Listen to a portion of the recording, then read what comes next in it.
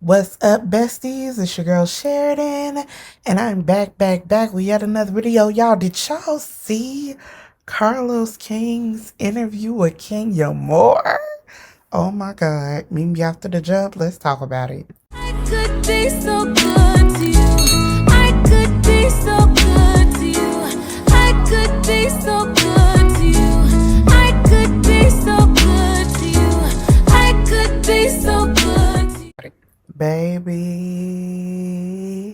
if I wasn't convinced before, I'm convinced now that Phaedra is a low down monkey with a wig on. Y'all, ooh, did y'all watch the interview? So, I am, let's be clear, a Kenya Moore fan. And as you'll see at the end of this video, I will show my clip of my experience with the Kenya Moore. I was a fan of Kenya far before the Housewives of Atlanta. As a dark-skinned woman, she was and is my representation.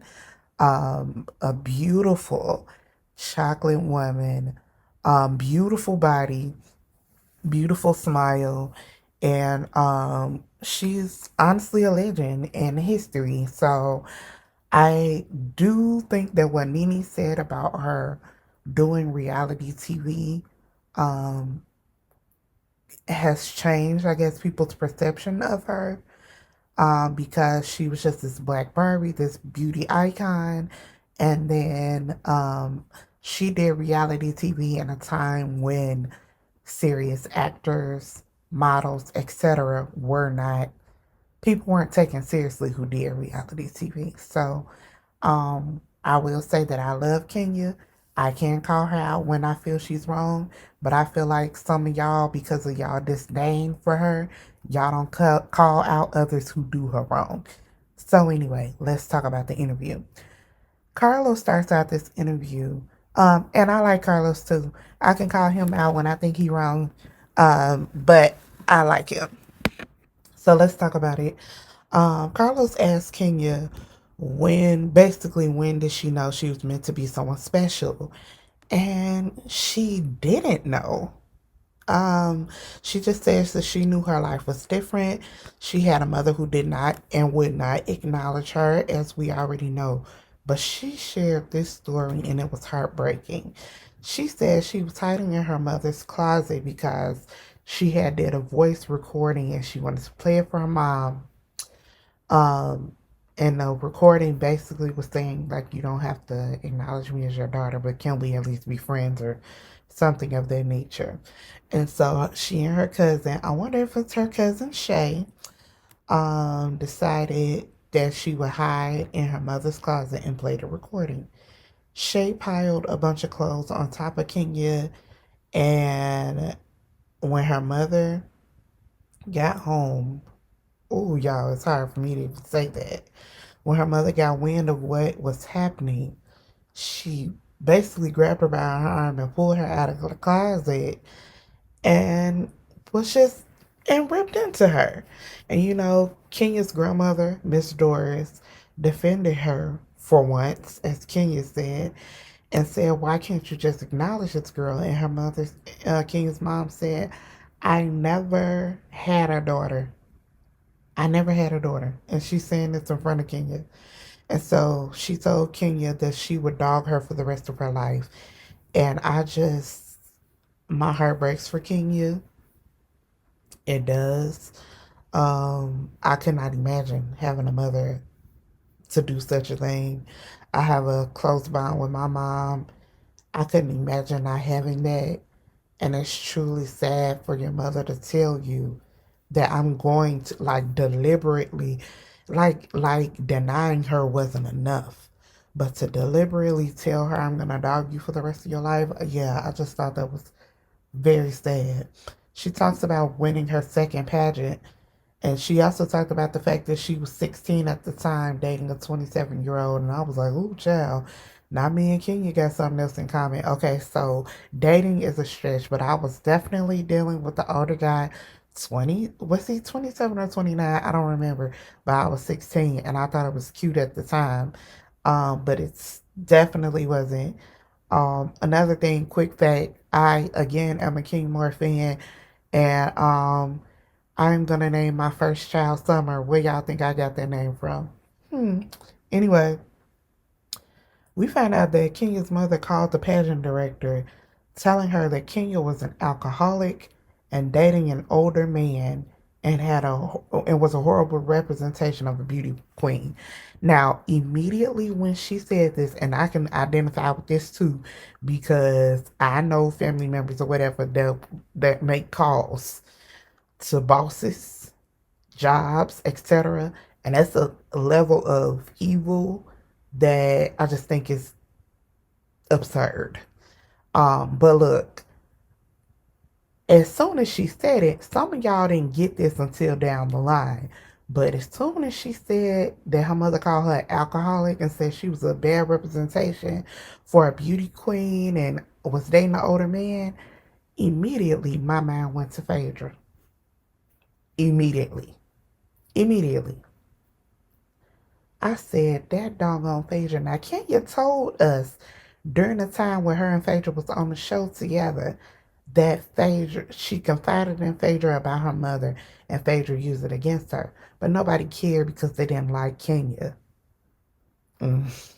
Anyway, let's keep talking. Kenya said that no one in her family ever fought for her when it came to her mother. And I believe it because they were probably coddling her mother who they thought, honestly, I'm gonna just use the words, especially at that time. Oh, she just crazy. She crazy. She crazy. Y'all know she off. Y'all know something wrong with her.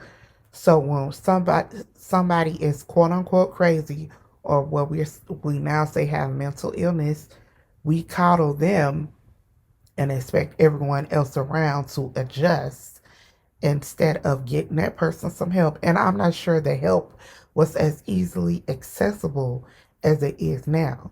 But instead of getting that person help and or, taking them to a hospital, figuring out what's going on, we just coddle them and expect everyone else to adjust. Kenya should have never had to adjust to the fact that her mom didn't love her, like her, or acknowledge her. And I remember Kenya in this interview saying that her Aunt Lori was very angry with her when Kenya brought the cameras to her mother's house and was trying to get her on camera. And her mom, Aunt Lori basically was saying, accept the fact that she don't want to deal with you. I stopped liking Aunt Lori then too. Although I can kind of only understand what she was saying because if Kenya knew prior to being on the show that her mom wasn't feeling her like that, why would she try to get on camera?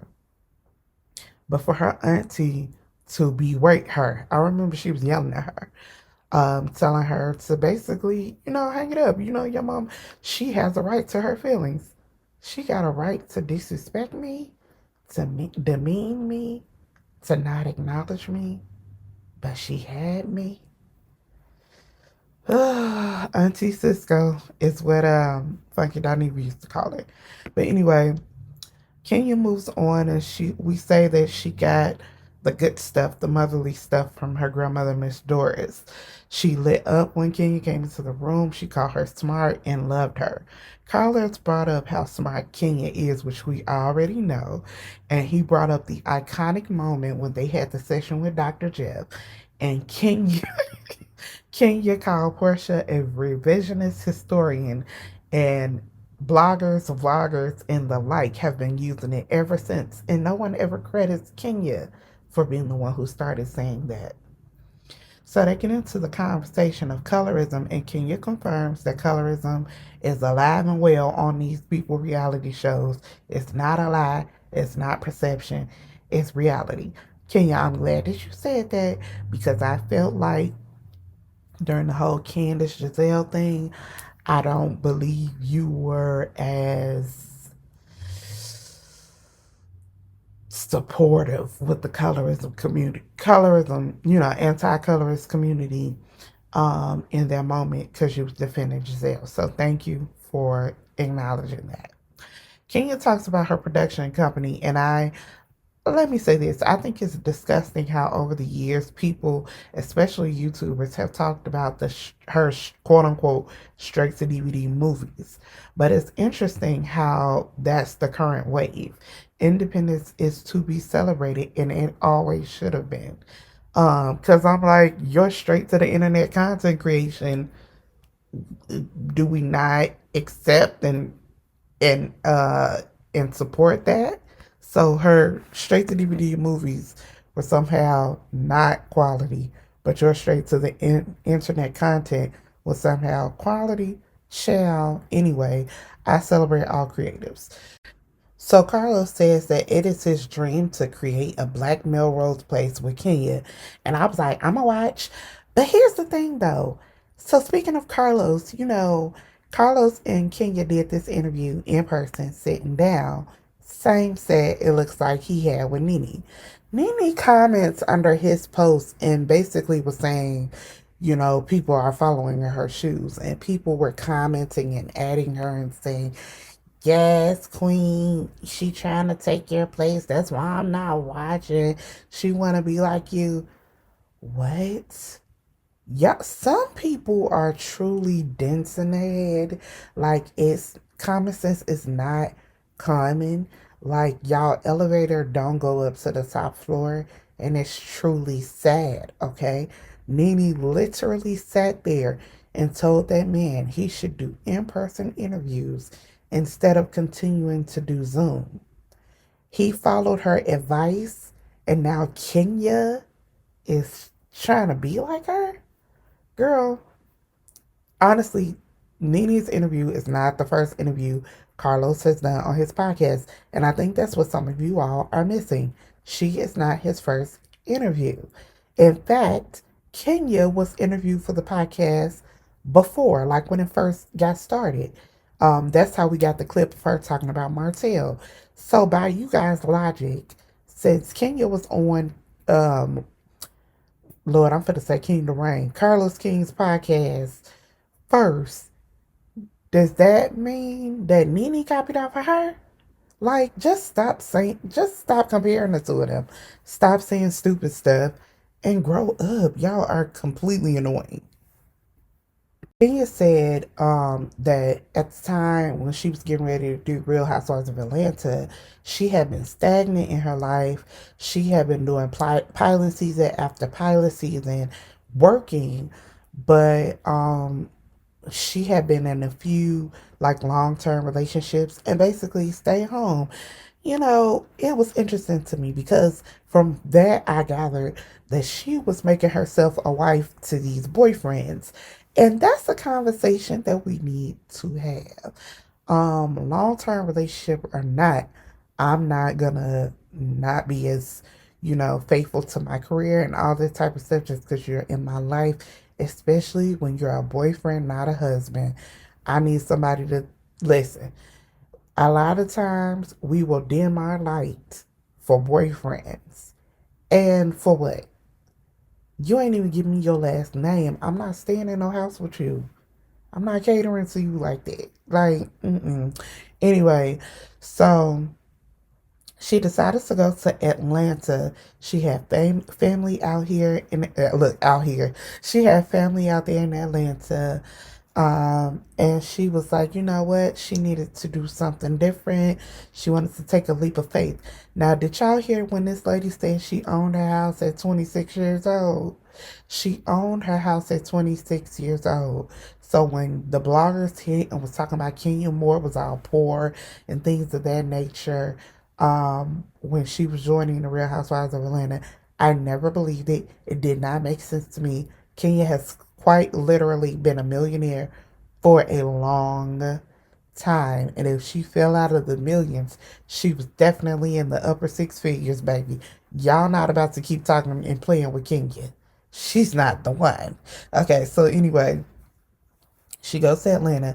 And when the word got out that she was in Atlanta, Miss Lawrence, who was actually already friends with her, told the production that she was out there and the rest was history.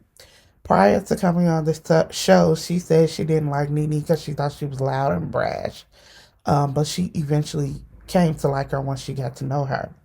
Um, Kenya also said that she wasn't a fan of Real Housewives of Atlanta, meaning she wasn't watching religiously. She had seen a few clips and a few episodes, and I believe her. She also says that the new girls who are coming on are fans, and because they're fans, it affects their ability to do their job. I continue to believe her. So, Carlos said being on Real Housewives of Atlanta was like having an exclusive membership, but now anybody can get on. And I said, oop, like Courtney. Anyway, Kenya said that the women used to get vetted. And at one point, she was even about to walk away from Real Housewives. So she was working for free, being filmed on her own with her people, with Miss Lawrence. And eventually, you get to film with a housewife. And if it works between the two of you, then they invite you to an all cast. And that's how it used to work. She worked for months for free until she was just like, you know what? If they don't know that I'm that girl by now, then I'm walking away. And at that point, the production begged her to go ahead and be a part of Nene's success event. And it was then when she became a real housewife of Atlanta. She also tells us the story of how Portia got cast. Kenya had finally been cast on the show, and the original Black Peach holders went on strike because of how Kim was being treated. And this was all at the dinner where Kim and her pregnant belly quit the show. They got, they were tired of how, the differential treatment. And so they decided, they were going to go on strike. Kim eventually leaves the show. That left the opening, and that's how Portia got casted on this show. That was a good piece of tea. We go on to talk about Phaedra. Some of y'all really be wanting Phaedra back on the Real Housewives of Atlanta. I want you to know it's not going to happen. It's just not. So not only did she do what she did to Candy, but she's been doing the same. I wonder if on Married to Medicine, she's going to exhibit the same behavior. Phaedra has not changed her tactics at all since Angela Stanton.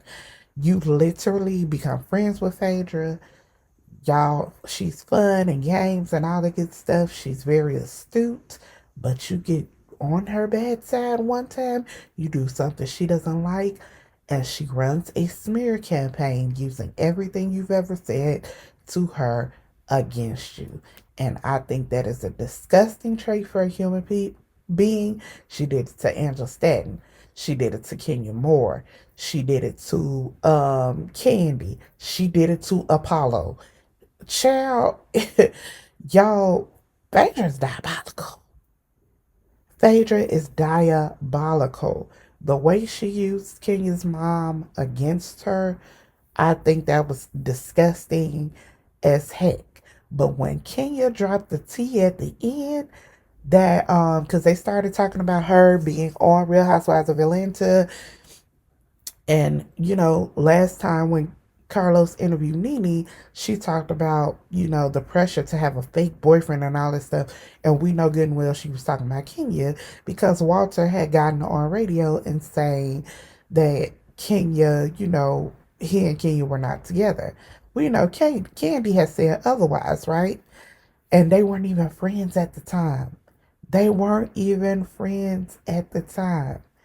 And so, can you let us know that it was Nene who called her and gave her the heads up that Walter had allegedly retained Phaedra as his attorney and was about to go on radio and blast her? And now Nene is saying she brought on a fake boyfriend. Well, Nene, it sounds like you've been knowing the truth this whole time. So who's been fake? Y'all, I can't wait for the next part of this interview. We gonna get into Apollo. She did get into Mark Daly and say Mark is the reason why the marriage broke up. I mean, I could have told y'all that. Mark is a narc. allegedly. But anyway, I can't wait till the next episode. He gonna get into Apollo, baby. Why he leave it on that cliffhanger talking about some? They say you wanted to suck Apollo's. I said, "Ooh, the blood of Jesus." The red blood of Jesus. So crass, Carlos. But anyway, thank y'all for watching. Don't forget to thumbs up this video, like, share the video for me, comment below, tell me your thoughts on this interview, and subscribe to the channel if you haven't. I love you, besties. Bye.